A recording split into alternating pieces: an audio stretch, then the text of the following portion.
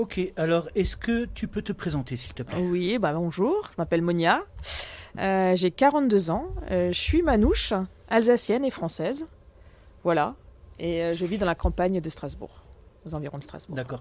Mais du coup, tu es né et tu as grandi aussi dans la campagne autour de Ah oui, Strasbourg? tout à fait, ouais, je suis née ici en Alsace, aux alentours de Strasbourg et dans la campagne strasbourgeoise, oui, effectivement, et j'ai grandi ici.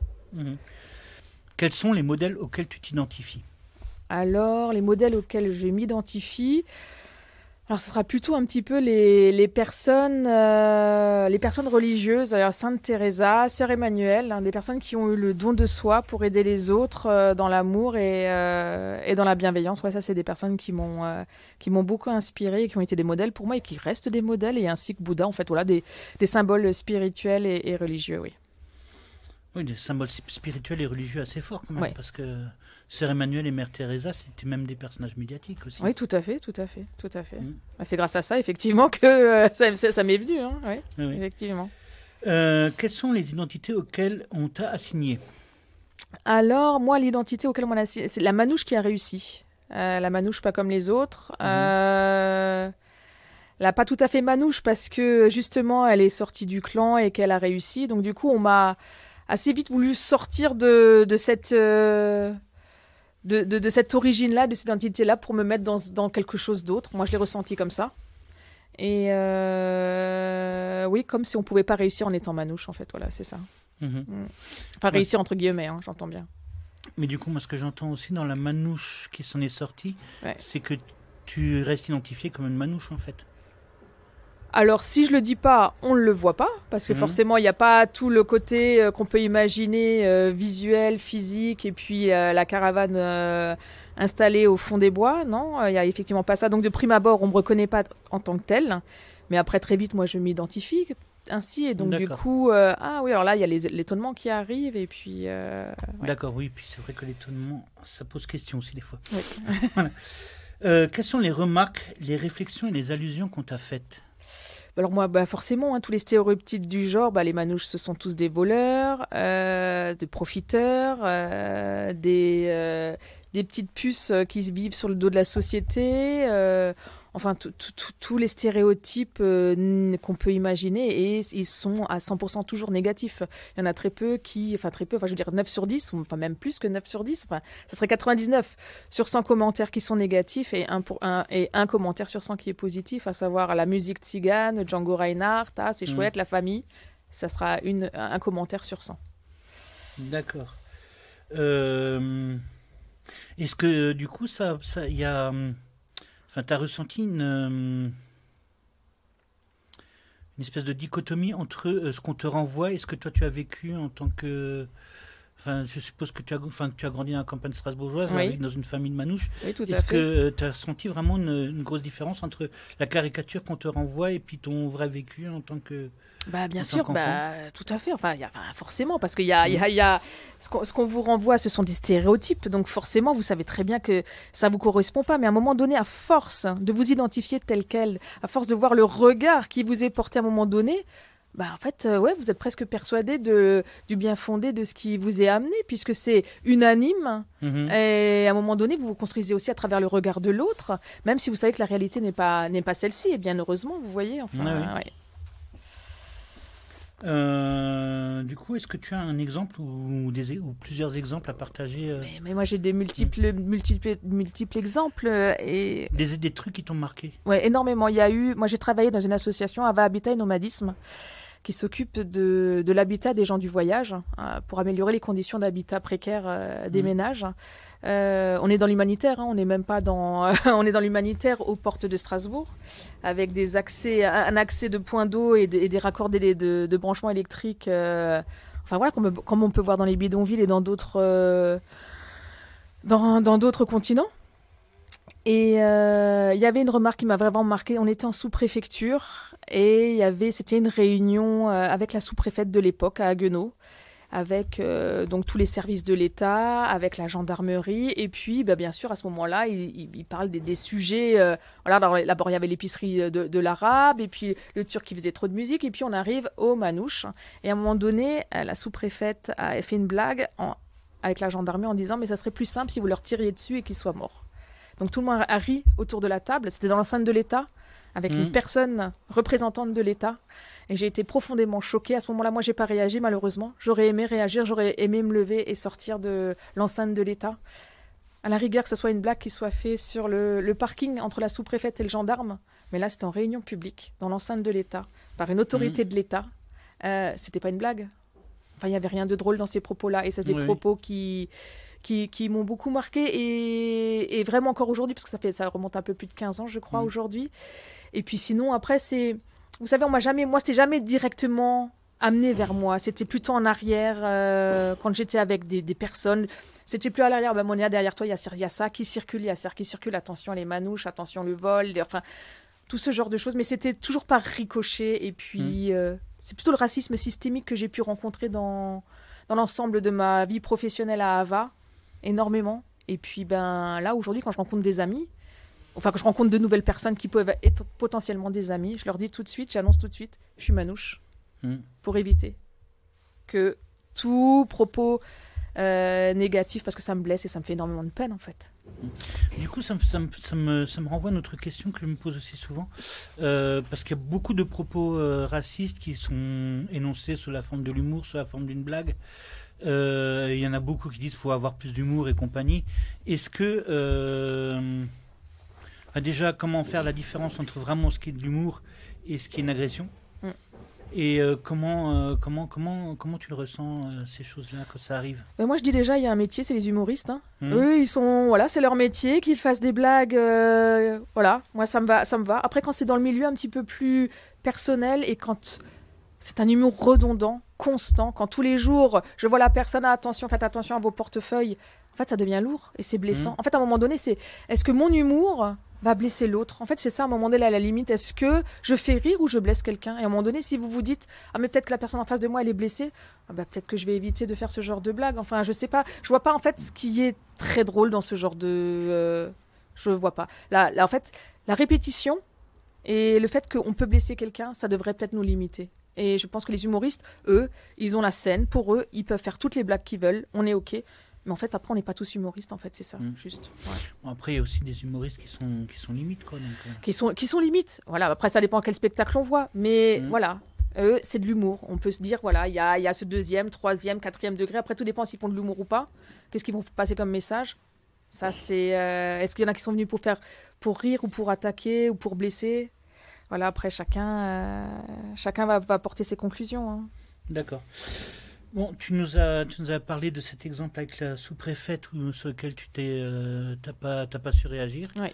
Est-ce que c'était par effet de choc ou Je pense j'ai été choquée et je pense une posture aussi peut-être un peu peut-être trop soumise à ce moment-là. En fait, je me suis sentie le cadre était impressionnant et j'ai pas osé vis-à-vis de ma posture professionnelle m'afficher en tant que la manouche là qui va se lever, qui va dire et en fait c'est même pas la manouche, c'est la personne en fait qui aurait dû se lever, qui aurait dû dire là vos propos dépassent l'entendement dans l'enceinte de l'État. Voilà, c'était ça. Et d'habitude, tu as plutôt l'habitude de te défendre quand tu entends des propos de ce genre? Là je commence. Là maintenant en fait c'est fini. Maintenant à un moment donné effectivement on rigole parce que justement on veut pas passer pour la casse-couille, celle qui sait pas rire, celle qui sait pas déconner. Alors on accepte et en fait à un moment donné mais c'est stop. À un moment donné, en fait, c'est énormément blessant. Et c'est pas juste que la personne qui soit déjà victime de ces préjugés souffre encore d'autant plus. C'est plus possible. J'ai fait un entretien professionnel il y a 3 semaines qui n'avait rien à voir avec mon CV, qui n'avait rien à voir avec ma précédente expérience avec les gens du voyage. Et ils ont tiqué sur mon expérience avec les gens du voyage. Et à un moment donné, ils m'ont dit... pourquoi vous avez fait le certificat de médiateur Rome? Alors, je leur ai expliqué. Et puis, les 2 remarques qui ont suivi, c'était des remarques négatives. Et à ce moment-là, j'ai commencé à monter au créneau et en parlant de la loi française et des droits, etc., etc. Et puis, ils m'ont dit, vous les défendez très bien. Je dis, mais je les défendrai toujours. En fait, c'est plus possible. En fait, ça ne passe plus. Ça ne passe plus. Ce n'est plus possible. Là, j'en ai jusqu'à la nausée. Est-ce que tu identifies un moment où ça a fait une bascule chez toi? Et pourquoi ça a fait une bascule? Parce que d'après ce que je comprends, il y avait un moment tu t'autorisais pas à réagir et maintenant tu t'autorises plus à réagir. Ouais, je sais pas, peut-être la maturité, l'âge faisant, et puis on s'assoit un petit peu plus peut-être, un petit peu plus centré, un peu plus confiance en moi, plus légitime. Et puis il y a tout un mouvement quand même autour de nous où le Black Lives Matter, ça m'a quand même, je je me suis dit, bah oui, en fait, si à un moment donné, on peut dire, oui, on est victime de discrimination, on est victime de racisme, à un moment donné, il faut prendre la parole parce que si ça continue, si on ne parle pas, les gens vont trouver ça normal constamment de catégoriser les gens du voyage, les manouches, les tziganes, vous pouvez les appeler comme vous voulez, toujours par la négative. Et en fait, ce n'est plus possible. Ce n'est plus possible. Ouais, donc du coup, en somme, l'idée, c'est aussi de dire que plus il y a de personnes qui se battent pour leurs droits, enfin de personnes qui sont stigmatisées, qui se battent pour leurs droits, plus ça encouragera les autres aussi à, j'espère y aller. J'espère que oui, j'espère à un moment donné de dire stop en fait. Là, ça suffit. Le traitement qui est fait depuis des siècles, ça suffit maintenant. D'accord. Ça suffit. Ok. Comment est-ce que toi tu gères ça, les remarques, les là, ça me blesse stigmatisations, et à court terme et à long terme? Bah là, moi, ça me blesse. Moi, là, en ce moment, je suis plutôt dans le contre-coup, c'est-à-dire que j'éprouve beaucoup de tristesse. C'est douloureux. Ah ouais. Parce que ça vous touche en tant que personne. Et c'est tellement injuste. Et c'est tellement pas fondé. Et c'est tellement généralisé, tellement banalisé. Dans nos institutions également. On est tellement... Enfin, c'est tellement nié. Enfin, voilà, on est nié dans l'existence dans laquelle on est. Et ça, c'est terriblement blessant et terriblement... Enfin, ça fait mal au cœur, quoi. C'est... Ouais, qui on est, qui est notre place. Et c'est douloureux. Donc là, je suis dans le contre-coup de me dire qu'en fait, c'est très, très douloureux. C'est douloureux, déjà parce qu'il y a stigmatisation, mais parce qu'il y a aussi le fait que finalement tu étais française comme tous ceux qui sont nés en France et qui Tout à fait. ont une carte d'identité. Et est-ce que c'est est-ce qu'il y a aussi ce sentiment d'être mis sur le banc, mettre mis de côté par rapport à tes contemporains qui jouent? Tout à fait. C'est de ne pas reconnaître effectivement qu'on soit français, que la majorité des manouches sont dialectophones aussi. En fait, qu'on a une place et une existence ici. Peu importe la manière dont on vit, peu importe la manière dont on s'exprime. Et en fait, on ne nous reconnaît pas tels que nous sommes. Et c'est ça qui est très douloureux, oui, effectivement. Ouais, c'est vrai que dans mon travail, j'avais déjà aussi rencontré des manouches. Et je me suis une fois retrouvé. Mais bon, après, c'est souvent des enfants qui... je bossé dans un foyer, donc c'est des enfants qui avaient leur propre caractère. Et je me suis retrouvé insulté par une fille qui m'insultait, qui me balançait des insultes en alsacien. Puis moi, ayant parlé l'alsacien dans mon enfance, j'ai répondu en alsacien. Et puis du coup, ça a vraiment permis d'établir notre relation. Mais c'est vrai que le dialecte, c'est quasiment le même en fait. C'est le dialecte alsacien, il parle alsacien quoi. Je veux dire, il y a notre langue, le manouche, et il y a le dialecte alsacien que la majorité des manouches aussi parlent. Bon, entre le manouche et l'alsacien, il y a à peu près comme il y a une différence entre l'Alsace du Nord et l'Alsace du Sud. Non, il y a beaucoup plus de différences que ça. Non, il y a énormément de différences, On va dire que ce serait plutôt, il y a quelques mots germaniques dans la langue manouche, mais c'est très difficilement compréhensible pour un Alsacien de comprendre le manouche. C'est quand même bien deux langues différentes. Ouais, donc du coup, dans les familles manouches, vous développez parlez le manouche, vous parlez l'alsacien et vous parlez le français. Oui, l'alsacien, parce qu'il y a eu toujours le rapport avec les Alsaciens. Donc du coup, on l'a toujours entendu. Donc du coup, on est en Alsace. On s'est approprié aussi cette part de culture-là. Et on parle le manouche et on parle le français, oui. D'accord. Okay. Après, moi, je ne parle pas au nom de toutes les familles. Moi, je parle au nom de la mienne. Mais généralement, ce que j'ai vu sur les terrains, oui, il y a beaucoup de dialectophones, oui. Ok, donc quasiment plus intégré en Alsace que la plupart des Français qui arrivent en Alsace, quoi. Tout à fait, largement. Largement. Voilà.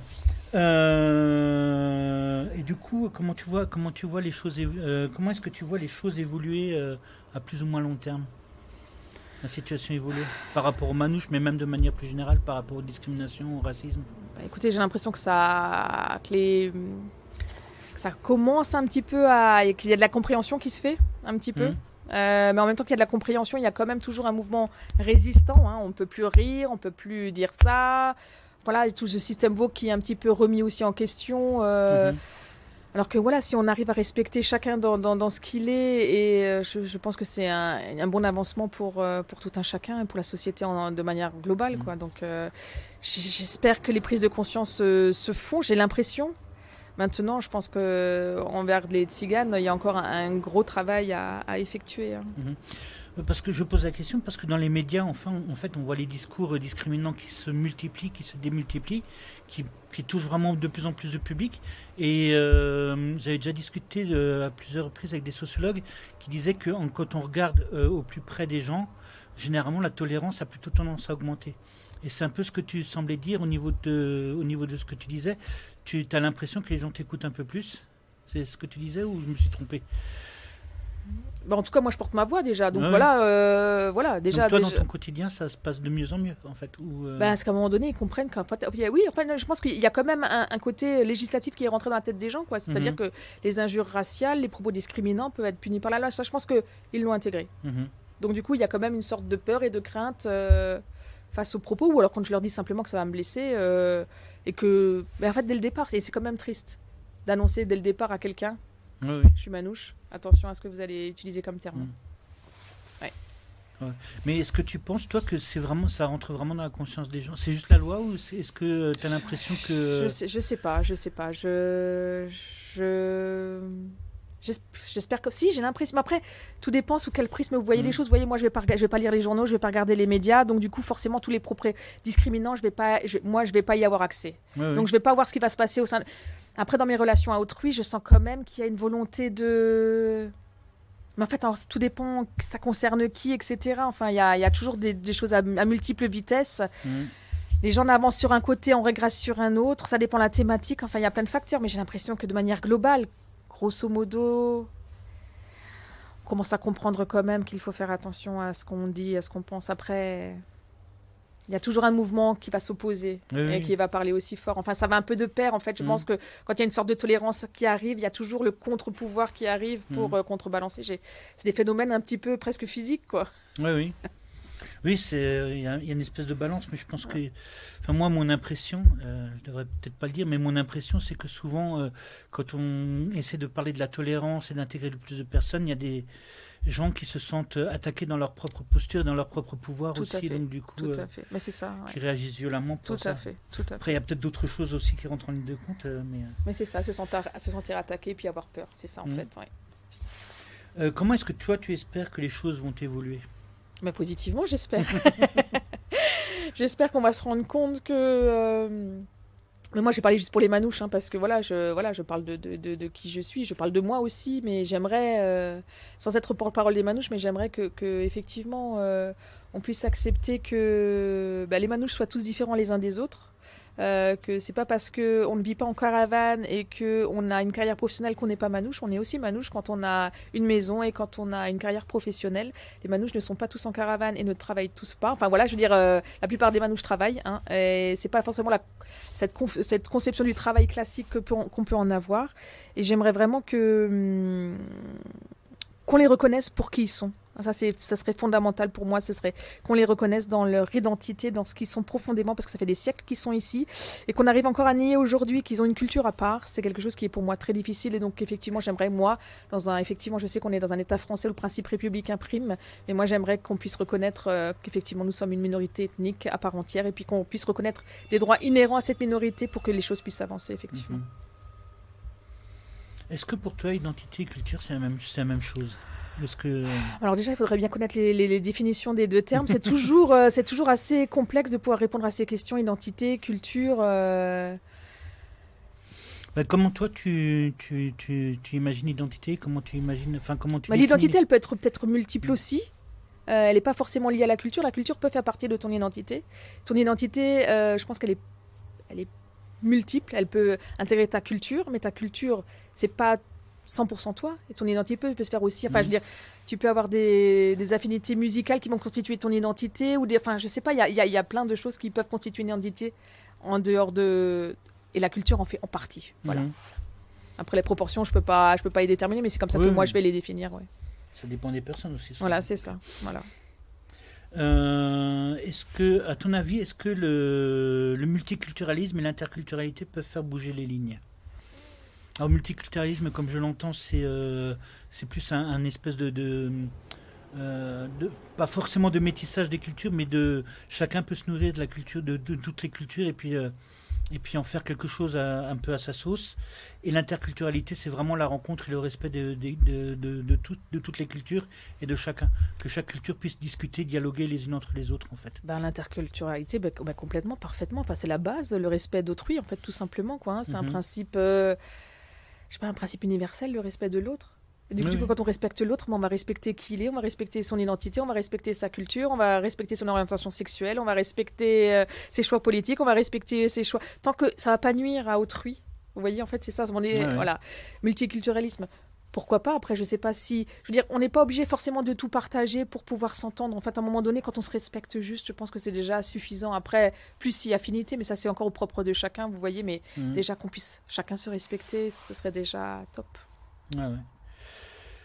Ce que tu as vécu, pour toi, est-ce que c'est du racisme ou juste de la discrimination? Moi, c'est du racisme systémique. C'est-à-dire, mais aussi au niveau de l'État. C'est-à-dire que... Moi, ce que j'ai vécu à Ava, donc par le biais de mon emploi, c'est de voir qu'à un moment donné, le schéma qui prime, c'est le schéma de la société française. C'est de me dire, voilà, nous, les Français, alors on est aussi Français, hein, mais moi, je schématise et j'explique ça de manière un peu grossière. Nous, les Français, on sait comment ça marche. On va vous montrer comment ça marche parce que vous vivez dans la misère. Donc, si vous vivez dans la misère, c'est parce que vous ne savez pas comment ça marche. Nous, on va vous montrer comment ça marche parce que nous, on a des maisons, on a du travail. On se porte bien, donc on va vous montrer. Et moi, cette façon de voir les choses, moi j'estime que ça c'est du racisme, parce que c'est poser de manière supérieure un mode de vie à un autre, sans chercher à comprendre qu'est-ce qui a amené cette population tzigane à vivre dans des conditions comme ça. En fait, le problème de tort partagé des responsabilités communes, ça n'a jamais été envisagé. Ça a toujours été que les tziganes qui sont responsables de leur propre sort, et de toujours imaginer que notre mode de vie français est supérieur au mode de vie tzigane. Voilà, pour moi, c'est la définition même d'une forme de racisme qui n'est pas dit comme telle, mais voilà, suivez-nous, notre modèle, c'est le meilleur, et faites comme nous.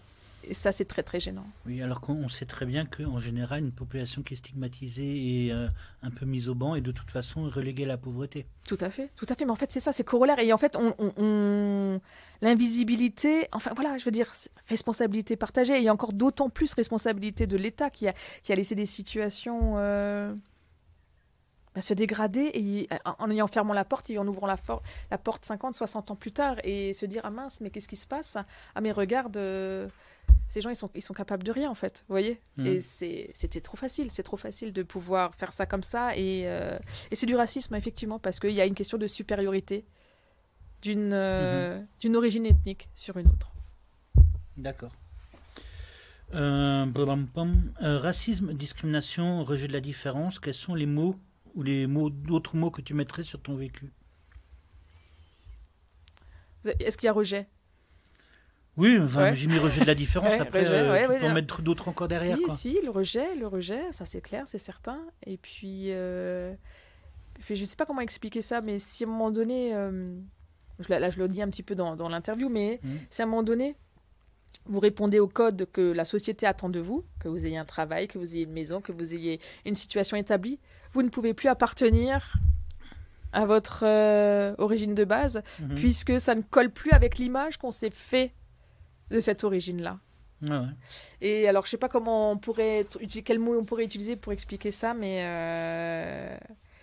il y a de ça. Non, mais moi, ouais, le mot que je retiendrai, c'est quand même racisme. Il y a aussi une espèce d'assignation. Oui, c'est ça. C'est-à-dire, voilà, c'est ça. Vous ne pouvez pas évoluer. En fait, voilà, c'est figé. Il y a une identité figée à laquelle on doit répondre, et puis elle sera toujours négative. Elle sera constamment négative. Souvent, effectivement, enfin, l'assignation, c'est surtout l'idée qu'on te colle une étiquette et il faut que tu restes dans cette étiquette. Il faut correspondre. Et si tu en sors, tu ne l'as plus, cette étiquette-là. Enfin, tu n'es plus manouche. Et ça, c'est hors de question. C'est pas possible. C'est-à-dire que non, je suis toujours manouche. D'accord. J'avais une autre question, parce que pour le coup, tu m'as dit que tu avais grandi dans la campagne autour de Strasbourg. Oui. Tu as grandi dans un village. Dans un petit village. Oui. Et est-ce que dans ce petit village, tu étais la seule manouche? Comment ça se passe à l'école? Alors, à l'école. mais moi, j'ai pas compris les choses. Moi, je comprenais pas vraiment les choses. En fait, quand on est petit, on voit pas la différence. L'autre le perçoit peut-être, mais moi, je l'ai pas perçu. Mais moi, je sais que la maternelle, donc, je sais pas, enfin, entre 3 et 5 ans, je sais qu'on me coursait en me traitant en alsacien de Traketi Tsikiner. Sale manouche. Et donc, du coup, voilà, ça, c'est ma première relation à l'autre à l'école, c'était ça. Après, pendant la scolarité, les deux mêmes personnes ont continué à m'embêter jusqu'au CM2 sur ces thématiques-là. Il y a une forme d'acceptation, hein, parce qu'en fait, c'est normal, en fait. En fait, c'est comme si c'était intégré et normal de subir des brimades parce qu'on est manouche, en fait. Moi, je l'ai ressenti comme ça, de la part de ma famille aussi, qu'il fallait accepter que, en fait, on a toujours été déterminé comme ça. Et donc, c'était normal de devoir subir. Mais subir pourquoi? J'ai jamais eu la réponse. Et c'est pour ça que ça m'a un peu... Moi, j'ai toujours... Ouais, c'était ça. En fait, j'étais à l'acceptation pendant très longtemps. Et en fait, maintenant, mais légitimement, de accepter quoi? Et subir quoi? Et pourquoi? Et c'est là où la question s'est aussi faite. Moi, j'ai pas vraiment... Au début, j'ai pas senti la différence. Même jusqu'à 18 ans, j'ai pas senti la différence. C'est après que j'ai commencé à réaliser que... Ou alors j'étais naïve, ou je le voyais pas, ou alors c'était dans mon dos. Vous voyez, en fait, c'était pas clairement établi. C'était peut-être un moyen de passer ces épreuves-là aussi. Ben, peut-être aussi. En tout cas, mais je sais que moi, j'ai vécu beaucoup moins d'actes discriminants ou racistes que mes frères et sœurs, qui sont d'une autre génération. D'accord. Où eux, c'était ouvertement les actes racistes qu'ils subissaient. Mais du coup, tes parents, ils s'étaient déjà sédentarisés de... Oui, beaucoup de manouches sont sédentaires. Hein, énormément de manouches sont sédentaires depuis la fin de la Seconde Guerre mondiale, à proprement parler. Oui, et puis ma mère, oui, elle est sédentaire, oui, depuis quelque temps, bien sûr. Ouais. D'accord. Ok, mais donc du coup, la stigmatisation a quand même encore suivi malgré tout. Et, bien sûr. Ok. Et du coup... pour le coup, est-ce que tes parents aussi t'as déjà eu l'occasion d'en parler avec tes parents ou tes frères de ces discriminations malheureusement, oui, mais malheureusement, eux, ils ont une vision différente de la mienne. Eux, en fait, ils sont dans l'acceptation et dans la légitimisation des propos qui sont tenus à leur égard. En fait, c'est-à-dire que le regard qui leur a été porté, ils en ont fait leur, en fait. C'est-à-dire que vous grandissez tel qu'on... Il y a eu cet effet ricochet de miroir... vous êtes mauvais, vous êtes pas bon, vous êtes sale, vous êtes des voleurs, vous êtes des menteurs, vous êtes des bons à rien. Donc ils ont grandi avec cette image-là, ils l'ont acceptée et ils l'ont. Oui, pour eux c'est comme ça en fait. Voilà, les manouches sont comme ça parce que la majorité des gens qu'ils ont côtoyés leur ont dit en fait. Ah ouais. Voilà, donc eux ils sont dans ils ont une approche un peu plus vraiment différente de la mienne, Ouais. Eux, ils auraient presque, je dirais pas les termes de honte de leurs origines, mais on n'est pas loin de ça, parce que autour d'eux, ça a été très violent. D'accord. Beaucoup plus difficile que pour moi, largement. Ouais. Et du coup, pour eux, ils l'ont... quand vous en discutez, ils te disent comment ils le vivent, tout ça Ils pensent que c'est de leur faute. D'accord, ils culpabilisent quoi. Ils culpabilisent d'être, de pas avoir vécu comme tout un chacun, de pas avoir réussi à avoir quand ils étaient jeunes, hein, oui, de pas être comme les autres, oui, donc ils culpabilisent, ils pensent que c'est de leur responsabilité, de leur propre unique responsabilité. J'ai encore une autre question. Est-ce que tu as l'impression que toi, tes prises de position, ton combat est inspirant pour d'autres, pour les plus jeunes ou pour Je sais pas, parce que bon, moi, alors, pour l'instant, je combats pas encore, hein, je veux dire, Tu réagis, c'est déjà pas mal. Là, je commence à réagir, et aujourd'hui, je suis contente de faire l'interview, elle tombe juste à un point nommé, parce que c'était juste après l'entretien que j'ai vu votre mail, où je me suis dit, mais en fait, c'est plus possible que dans des entretiens, j'ai des remarques de ce sorte-là, et que ça choque personne. Et donc du coup, peut-être il est peut-être à commencer le combat. Enfin, j'aime pas trop ce terme-là, mais c'est pas un combat parce que j'ai pas envie moi de prendre les armes et ni d'utiliser la violence, mais j'aimerais juste montrer une autre face. C'est du militantisme déjà. Du militantisme, oui, tout à fait, ouais. D'accord. Quelles sont les conclusions que tu en tires?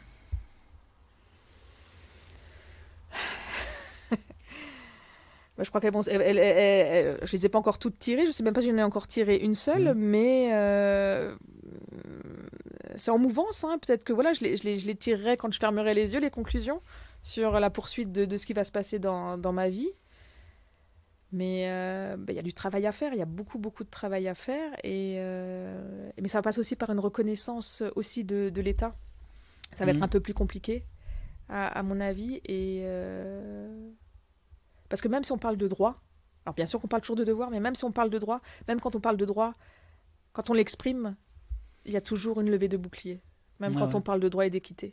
C'est comme si, en fait, on n'avait pas le droit. J'ai encore une dernière question, mais c'est autant de la curiosité. Parce que là, on est dans un petit village, on est un peu plus loin de Strasbourg. Est-ce que c'est plus facile à vivre dans les petits villages que dans les environs des grandes villes? Non, c'est plus difficile de vivre dans le petit village. Enfin, forcément, on Hum, sait comment ça se passe un peu dans les villages, chacun se connaît. Les préjugés, il y a, ouais, il y a forcément moins de communautés différentes, donc il y a plus de préjugés, il y a plus de, on est moins confronté à l'autre, donc on va se créer des fantasmes hum. et puis on va rester sur nos images, nos stéréotypes passés. Non, c'est plus difficile. En ville, vous croisez quand même des univers différents avec un dynamisme et une ouverture d'esprit quand même plus importante qu'en campagne. D'accord. Ok, un petit mot peut-être pour conclure. Je vais vous laisser la conclusion. Ouais, ça c'est un dur exercice. Je ne sais pas. J'espère que c'est un premier acte pour moi pour débuter quelque chose de constructif Mhm. pour les manouches et pour un mieux vivre ensemble. Ouais. Voilà. D'accord. Merci. Merci à vous.